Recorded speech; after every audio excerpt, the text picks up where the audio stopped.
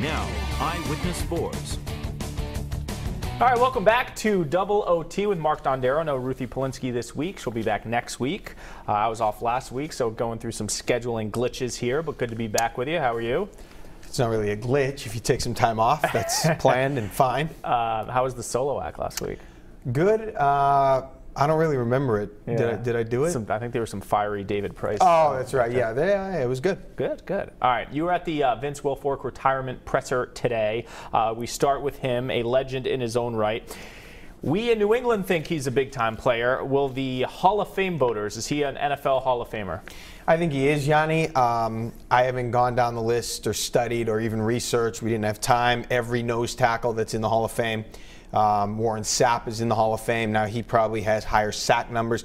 He was more of a defensive tackle than a run-stuffing nose tackle. I think he's a Hall of Famer.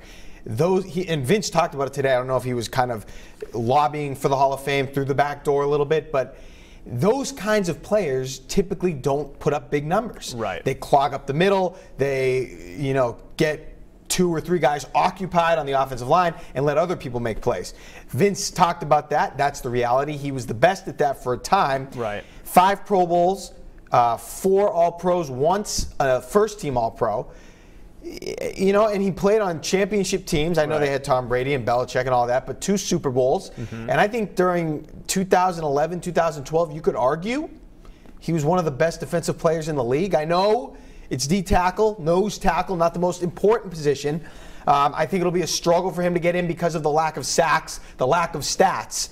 But I would put him in based on how he played his position. Right. Yeah, it's one of those positions that doesn't get a lot of love in the box score, as you mentioned. But when you look at him, the cornerstone piece of 2 championship teams, more so in 04 than in 14. But for that stretch of time, only he and Brady bridged those 2 Super Bowls years. And I think the people voting, if the Hall of Fame voters know and appreciate the game of football, maybe they aren't looking at the stats as much and they're saying this guy was the best player at his position for a generation, be it 5 years or 10 years, so he deserves consideration. Do I think he's getting in on first ballot? Probably not, but I think he'll have a compelling case. I think it helps that he's on the Patriot championship teams in the dynasty. And, he was sort of a larger-than-life figure, so I think his persona and his larger-than-life image will certainly help him with voters. But I think he is. Or are we biased? I don't know. If you ask someone in San Francisco, do they think Vince Wilfork's a Hall of Famer? I don't know what they say. Like, it's always catered towards your city, right? Like, is Adrian Beltre a Hall of Famer in baseball? Of course, 3,000 hits. Yeah, he 3,000 hits. When you say Beltre, the thing is, to me, 3,000 hits is Hall of Fame. Pro Football Hall of Fame is a tough Hall of Fame to get into. Like the Basketball Hall of Fame is kind of a joke. Everyone just gets in. Baseball's it's not the tough. pro football. It's not the Pro Basketball Hall of Fame. It's the Pro Football Hall of Fame. But look at Terrell Owens. For different reasons, but he didn't get in on first Jimmy ballot. Johnson's not in the Hall of Fame. Jimmy Johnson 2 Super Bowls. And we'll be talking about if Robert Kraft should be getting soon. He absolutely should. When you look at Jerry Jones. Let's get back to Wilfork, though, real quick. Perfect mix of nastiness, leadership, professionalism, confidence, and obviously skill, talent, and athleticism. The perfect mix. He was the perfect fit for Bill Belichick, and he was a great player. Are we biased? Of course we're biased. Think about some of the other nose tackles in the league. And again, nose tackles. Sapp laughed when someone said, will he get respect? Sapp says no one respects defensive tackles. But again, Sapp did get to the quarterback more than Vince Wilfork did. Right. So not exactly the same position, even though they both were defensive tackles. I think he's a Hall of Famer because he played a very important important role on that defense and helped them to championships and led that team. I think he's got to go eventually. He'll get in. With that being said, I think obviously he's a Patriots Hall of Famer. The Crafts love him. Not that that matters. He's a Hall of Famer either way. But he's one of the more notable defensive players that Bill Belichick drafted. Where does he rank among those drafted on defense by Bill? All right, I have him in my top 5, and we shouldn't say drafted because I have Ty Law and McGinnis in here, who he inherited. So he's we're in going my with top those guys too? Best defenders under Belichick. Okay. My top 5, Law, McGinnis, Wilfork, Bruschi, Seymour. Where he is in the top 5, I keep going back and forth. I tend to skew highly the 0-1, 3-4 Patriot defenders because we were just more of a defensively focused team at that point. We won the Patriots won championships based on their defense. I think I have them 3. I have Law number 1, McGinnis 2, Wilfork 3, Bruschi 4, Seymour 5. Wilfork only won 2. The other guys won 3 championships. But in terms of talent, you could argue Seymour was a more talented defensive lineman. More decorated. More decorated, had more all-pros. But I feel like Wilfork was such a stabilizing force in there for so long, for 10 years. And he was part of a defense in those when the NFL's offense kind of erupted there, and he was a big part from 04 to 14. So I have him 3rd behind Law and McGinnis. I know you haven't shoot a list here. I would put Ty Law. If we're doing guys that just played for Bill Belichick on the Patriots, I put Ty Law ahead of him.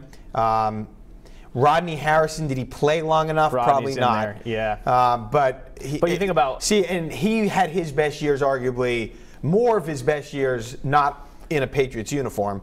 So I'm not going to put him in there. I mean, Lawyer Malloy was a great player, even though he only won that. It's a tough question. Where do you have him against Seymour? Because I think you outlined it. Seymour was the more decorated player, probably a little bit more talented, but just because of his 6'6", but Vince there's isn't that tall. Something sour about how the things ended with Seymour, with him getting Vince a lot better as a leader. Yes, I think in the locker room as a galvanizer, leader of men. You know what I liked about Vince after a game? You'd go into the locker room, win or lose, he'll give it to you straight. You know what I mean? Yeah. He was not a BSer. He'd give it to you straight. Always a good soundbite. An infectious laugh. He has that hearty laugh. And how about the story, we were saying this yesterday on the news, when that lady got in a car crash and he ripped her out with his hand when she was on the side of the road, and he didn't even make mention of it until the media got wind of it. So here's what I'll do. A nice guy in the community. Here's what I'll do. I'll put Law ahead of him. Okay. I'll put Bruschi ahead of him. Okay. I think Bruschi, maybe not as talented, but I think he made up for it with leadership and with effort and with just playmaking. So you have Wilfork 3rd. What about McGinnis? Wilfork 3rd. I'll put McGinnis somewhere after that. I don't really care once I have Wilfork where I need him. So put McGinnis and Seymour shortly thereafter. Okay. And I think Dante Hightower could pass Vince Wilfork, and Malcolm Butler could pass Vince Wilfork. I do not think Devin McCourty passes Vince Wilfork. No, when you start talking about Hightower, you're talking about 2 of the biggest plays in Super Bowls in Patriot history. Now you got to stay on the team for a while. The Butler interception, and then the strip sack in last year's Super Bowl. You got to stay on the team a little longer. Obviously, Malcolm Butler could be gone after this year. We don't know, but they have the talent. They have the playmaking ability. But when you Hightower has the leadership. When you think of 14 and 16 Super Bowls, you don't have that full cast of defense. Like 14, there was Revis and Browner at quarterback, but those guys were mercenaries, came and left. So you'll look back, and it'll be McCourty, it'll be Hightower, Butler. We'll see how long he stays, but good debates. Should the Patriots win a 3rd in this era? It'll be nice kind of pitting this era versus that era. That will be nice. With Tom Brady being the common person involved. All right. A lot of talk about the 07 Patriots 10-year anniversary, this team getting as much buzz. Well, there wasn't as much buzz leading in 07 because we didn't know that the team would look as good as they did. Do you think that's when America started hating the Patriots? I think that's, if I have to pinpoint one year, that's probably the year. It would be easier if I was from outside of this region, because I'm sure plenty of people were sick of them after they won 3 Super Bowls. But for a while there, they were very well liked. You know what I mean? They were they were the underdog. Then they won back-to-back Super Bowls. They got a little cocky after beating Philly, even though Freddie Mitchell ran his mouth plenty. But I will say yes. I think because of how dominant they were, because of how they ran up the score on all those teams, and people didn't like that. And then there was the Bell on top of the running up the score. There was Spygate that happened early in that year. Right. So then everybody harped on Belichick. Well, he's a jerk to the media. Now he's a cheater. Blah blah blah.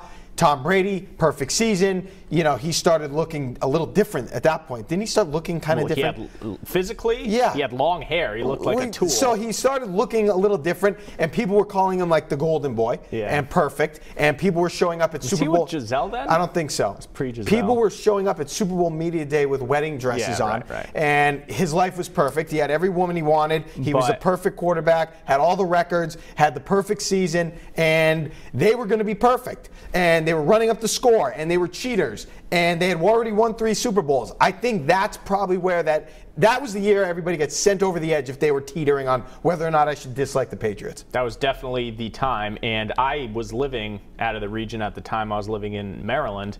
I was on my first TV job, and people didn't like the Patriots for reasons you outlined. First, any excuse for anyone to say your accomplishments are diminished, people take it. So you're cheaters, Belichick, you wouldn't win without spying. So they had that to hang their hat on, and then all the blowout wins.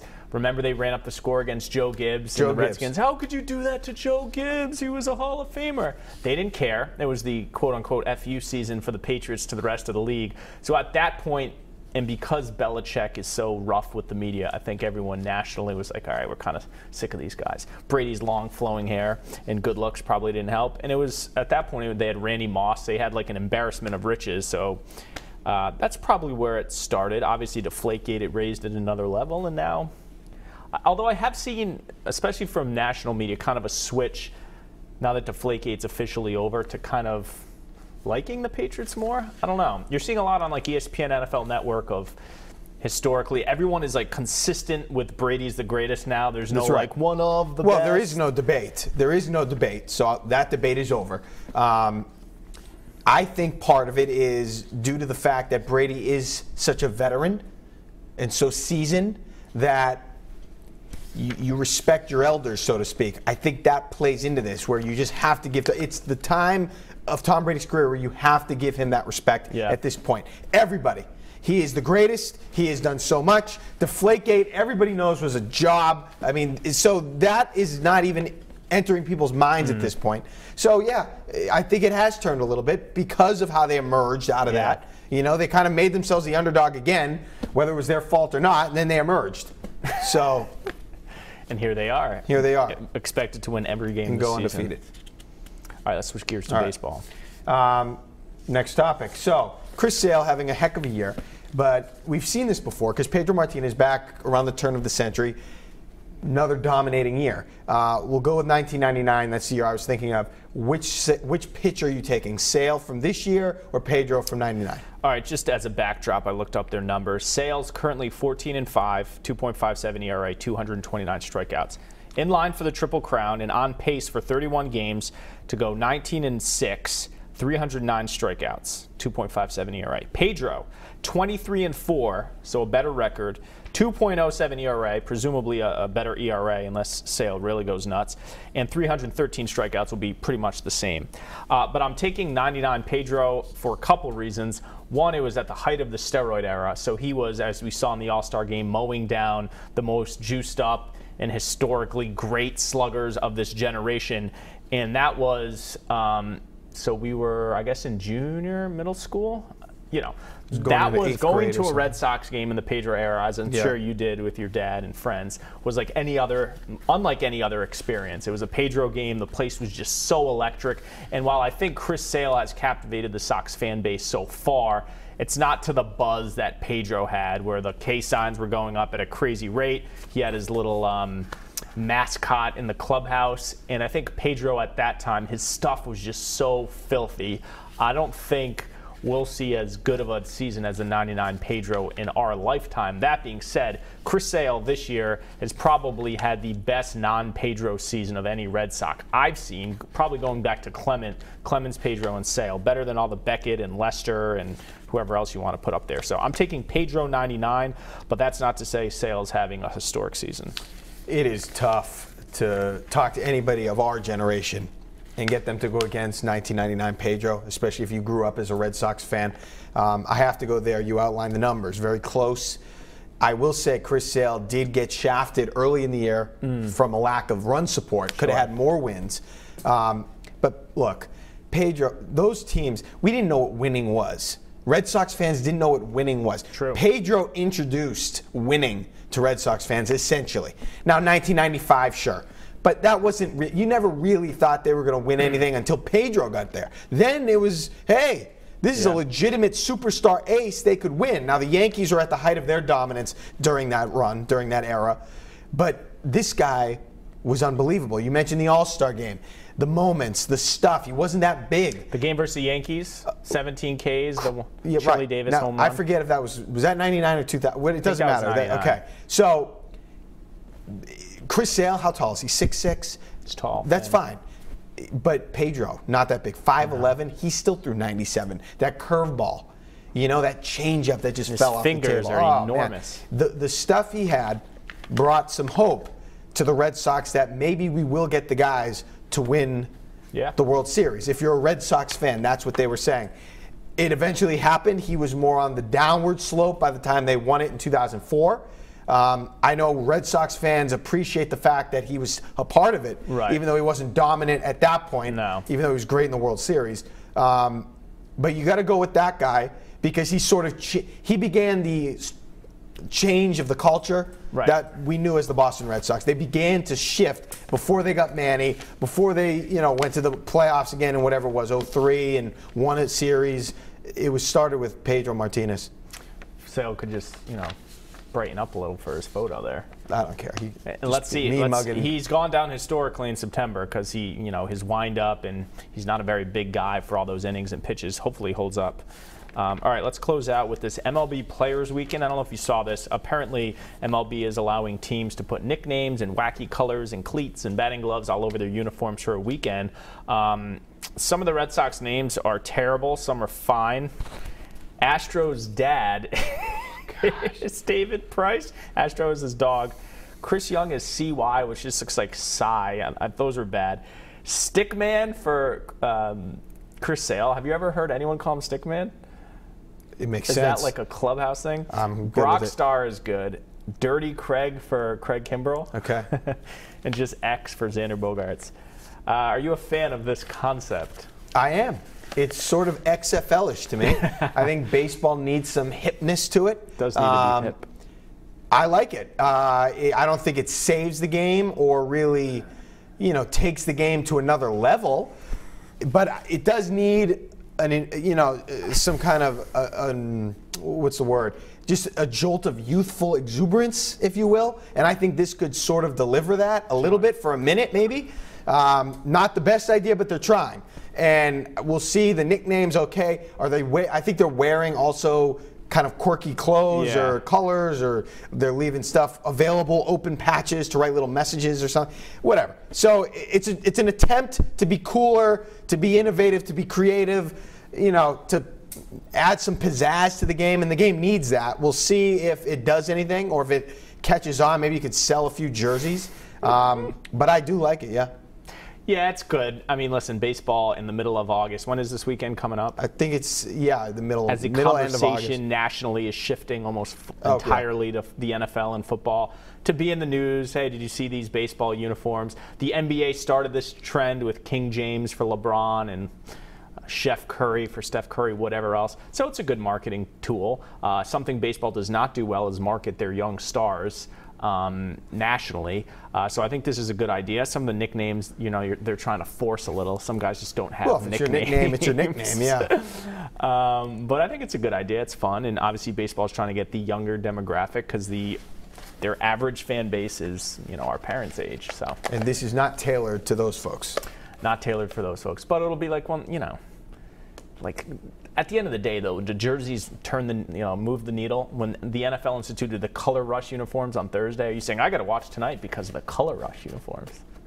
Maybe we should try to do that on the news. Get something like that going. T-shirt day, or either something where beaters. we have a message on the jackets or nicknames on our supers. Montecalvo can wear his Italia jacket. Yeah, right. Or all right, let's talk about Mike's terrible outfits. Rings, the Yankee shirt. Oh, that's terrible. I like his Anchorman shirt.